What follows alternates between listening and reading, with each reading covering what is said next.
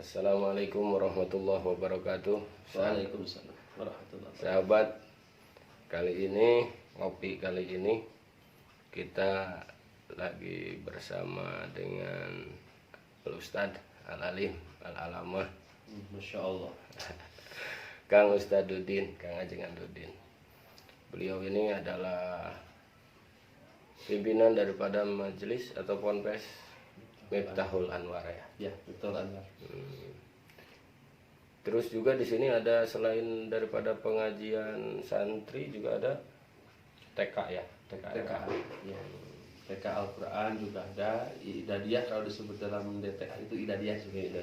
Ya, jadi awal kalau persamaannya itu sesuai sebanding dengan TKA atau TK lah gitu sebanding. Idadiyah namanya kalau di diniyah gitu itu. Diniyah.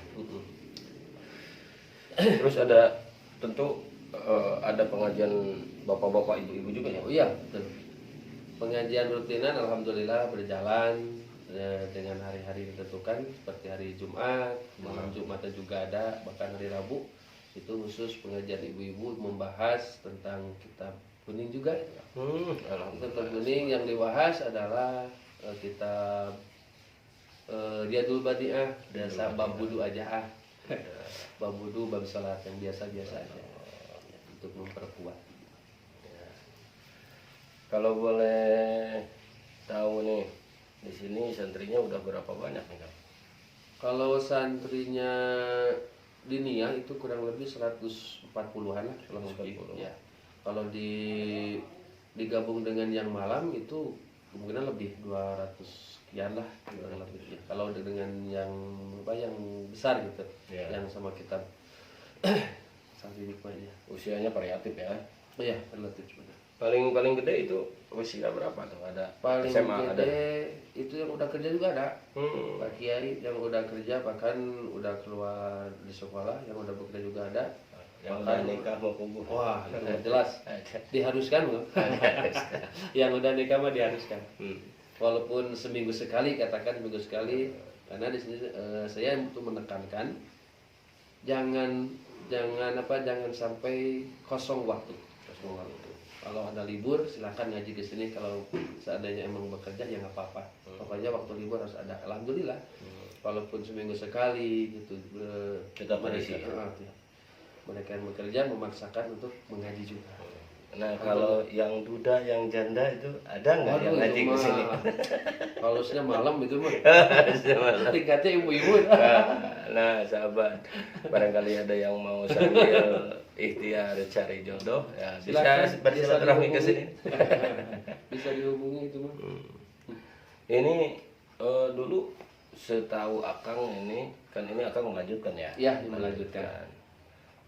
Pendirinya itu siapa? Abah almarhum bapak atau siapa? Oh iya, kebetulan ini yang mendirikan almarhum bapak gaya ayah saya yang bernama Kiai Haji Oyon Muhammad Toha. Beliau mendirikan ini sejak tahun yang terhitung gitu ya. Wallahu alam kalau ke belakangnya ini yang dari informasi dari kakak saya itu 1997 ini dibangun, mulai diaktifkan di sini. Yang awal mulanya mungkin bukan di sini, akhirnya di sebelah utara itu dari Al-Faqih. Maka bapak di sini mandiri mendirikan tahun 97 ya, sampai sekarang alhamdulillah masih berjalan. Subhanallah, berkah doa para kiai semuanya. Kantun istiqomah lah berarti nya. Sumuhun di doanya. Tapi eta Akang itu tercapai membagi waktu yang sedemikian yang saya tahu kan, dan saya dengar juga Akang itu ngisi di pengajian di sekitar ini di desa Cimekar ini di berapa majelis itu kan? Kurang lebih 5 majelis taklim. 5 majelis taklim.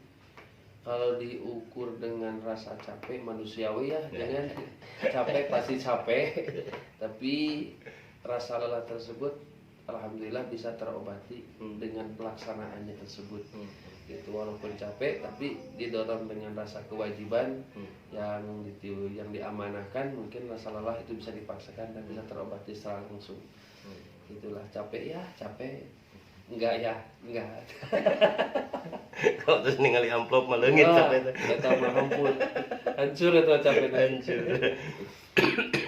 Itu aja. Alhamdulillah. Nah, kalau di sini yang apa? Yang ditonjolkan kan biasanya masing-masing majelis itu ada punya keistimewaan masing-masing ya. Iya, iya. Nah, di sini yang ditonjolkan itu pan apa gitu. Apakah bidang alatnya, fikihnya atau apa misalnya? Kalau di sini, kalau secara pembelajaran diniyah atau kalau dulu masuk sekolah agama atau Iya. itu yang diutamakan biasa pengenalan huruf Al-Quran dulu dari awal, atau sistem pembelajaran setelah 6 tahun dari awal cara menulis sampai menghafal huruf, bahkan sampai bisa menuliskan dari lisan ke huruf seperti Fatihah misalkannya, bukan hanya sekedar membaca Fatihah tapi bisa menuliskan secara huruf Fatihahnya. Bisa imla ya. Ya, diimlakan gitu. Secara pembelajaran. Tapi kalau yang ditunjukkan untuk santri-santri ya di bidang alat dan fikih, dua yang ditonjolkan, terutama karena menurut saya pribadi itu dua hal yang penting. Kalau kita ngambil alatnya mungkin untuk masa depan mereka untuk bisa mengetahui kitab-kitab yang lainnya, dan untuk fikihnya justru pembelajarannya dikuatkan karena emang untuk zaman sekarang mah harus diperkuatkan fikihnya Ya. karena banyak aliran-aliran liar gitu, tas aliran liar gitu.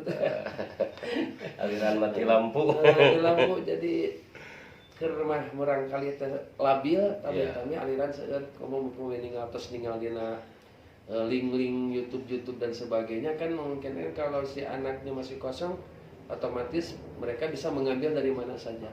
Kalau di sini alhamdulillah mereka diperkuat dengan ya sedikit demi sedikit dengan pertahanan kitab kuning para alim ulama di dasar dari dasar sampai yang mungkin standar lah ukuran mereka, alhamdulillah tidak tergoda gitu kan. Jadi diperkuat juga, selain alat fikihnya juga diperkuat.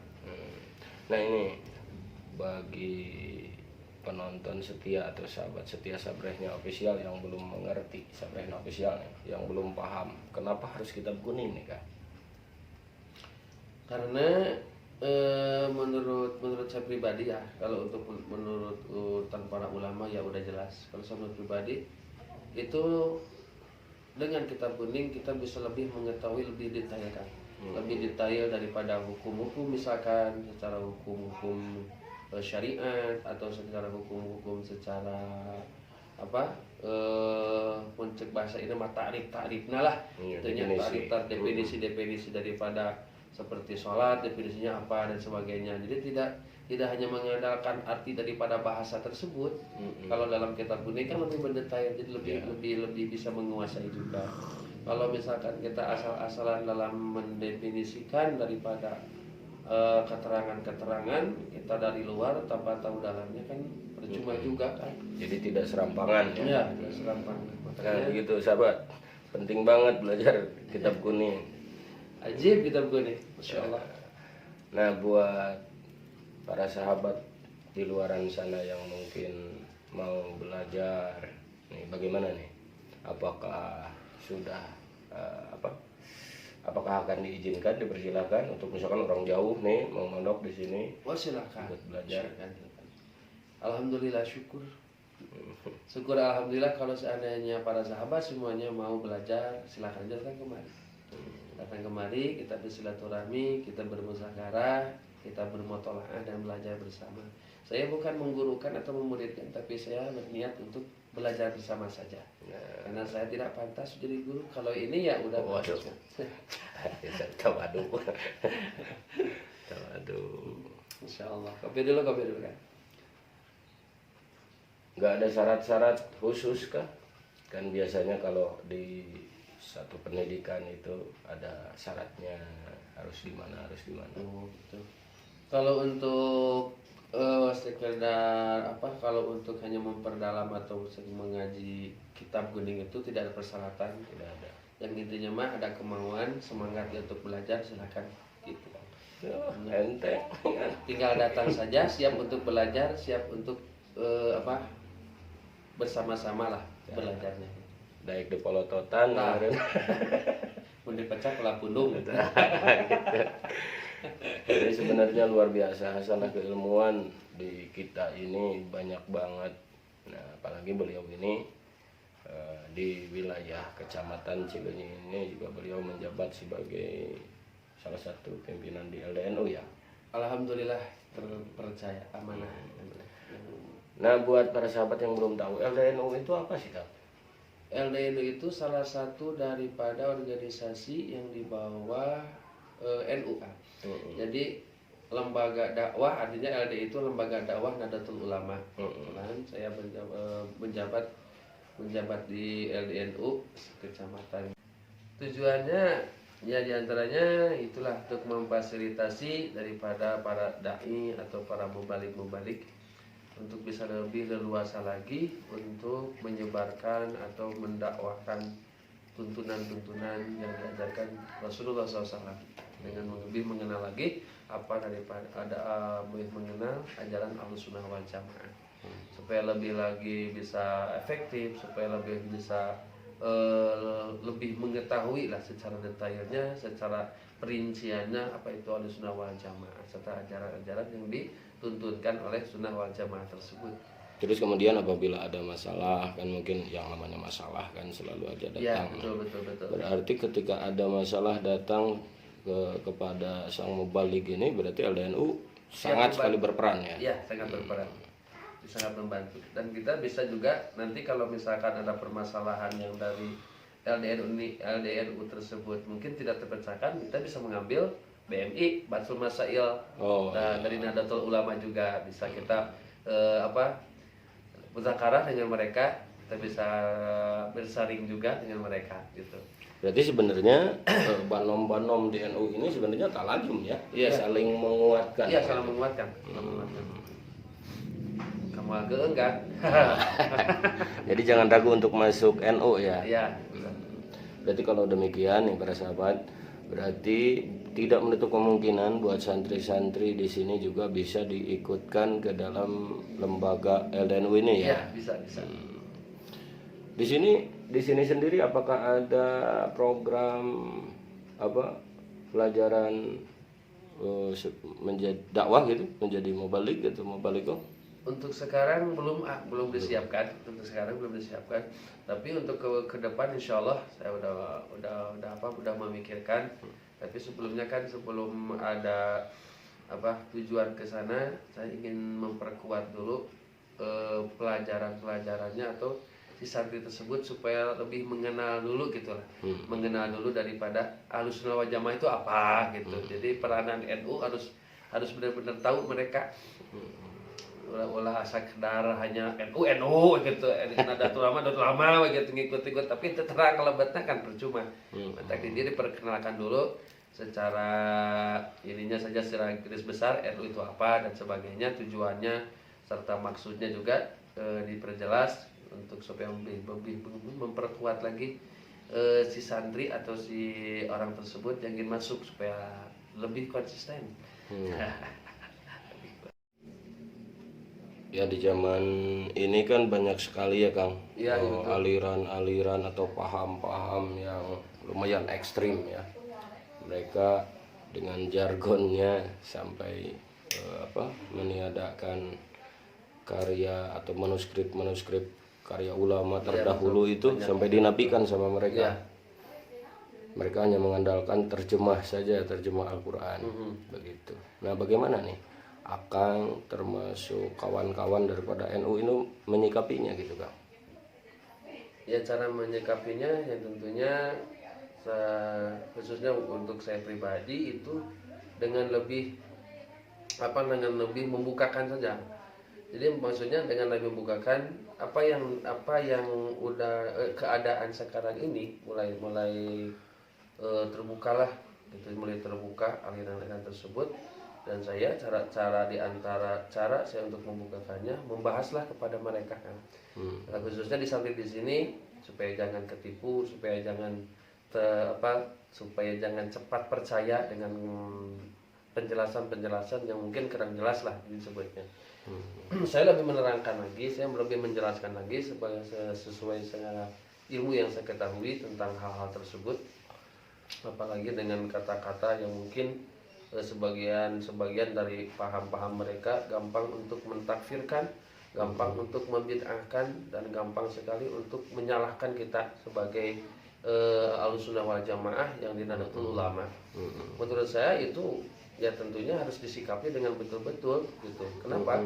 Karena ya mungkin untuk bisa mengkafirkan orang kan tidak sembarangan kan. Tidak sembarangan. Ya, tidak Kadang sembarangan. bisa berbalik ya. Iya, betul.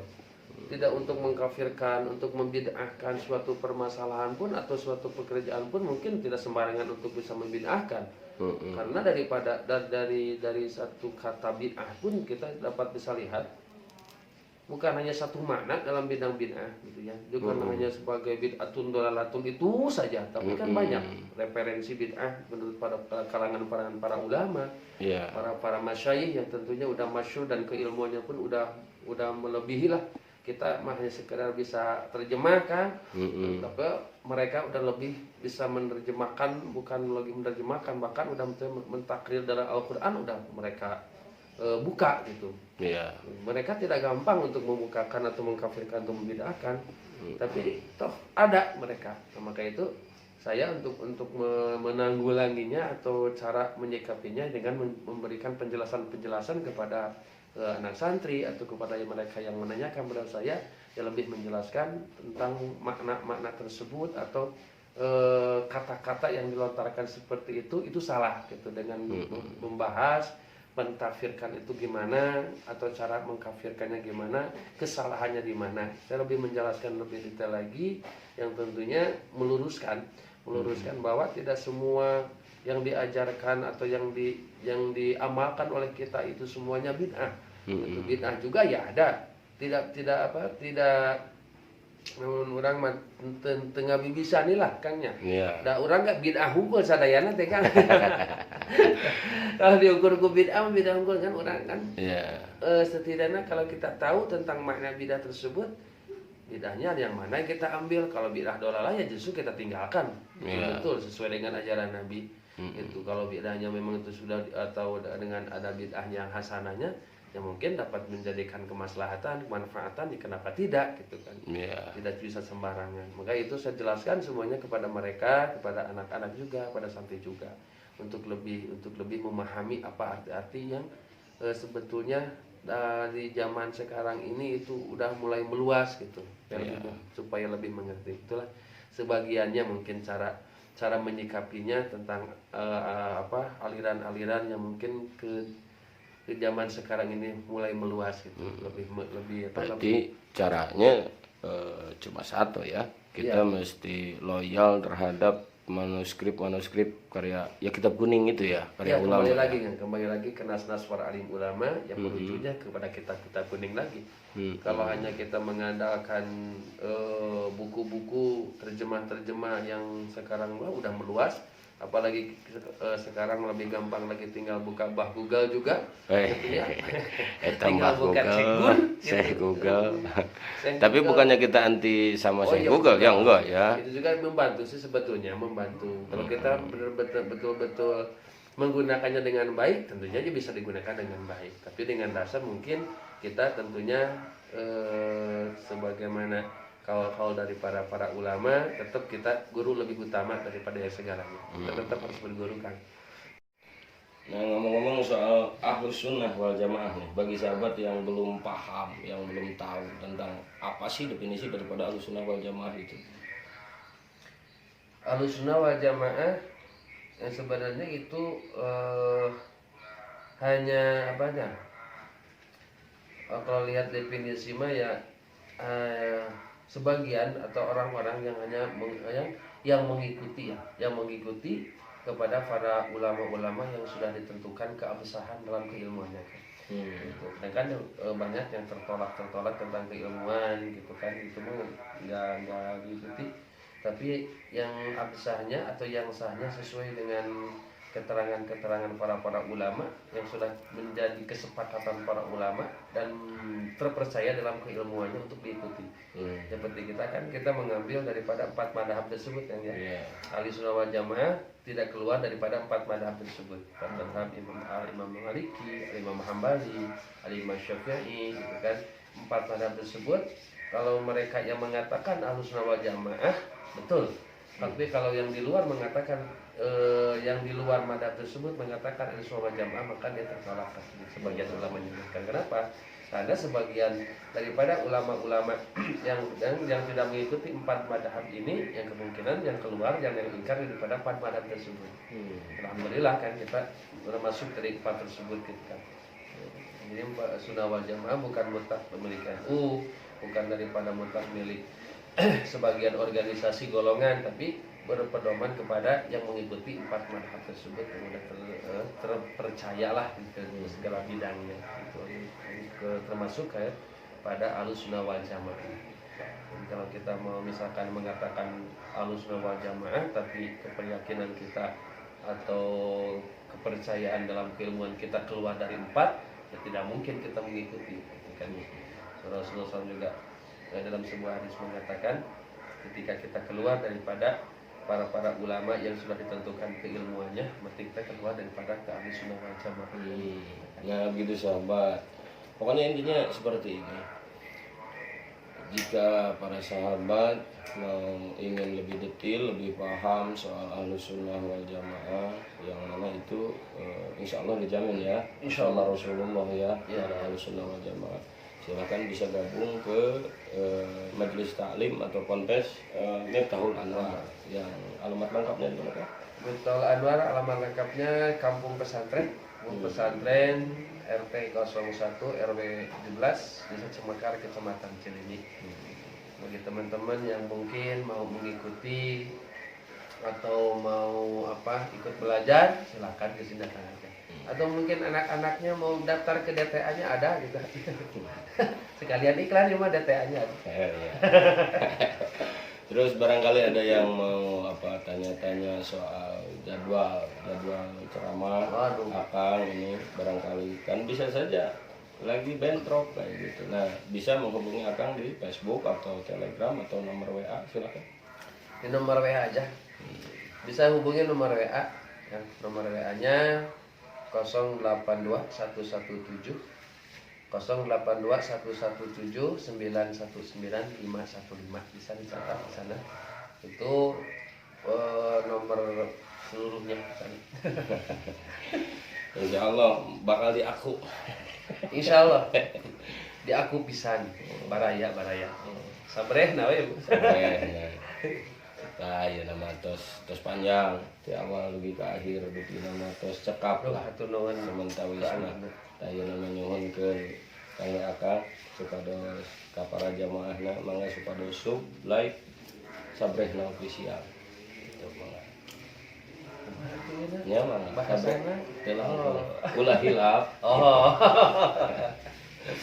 kanggo sadayana teman-teman sadayana ulah hilaf subscribe kadernya ya. Ka Sabrehna official gitu. Dengan like, komen, share.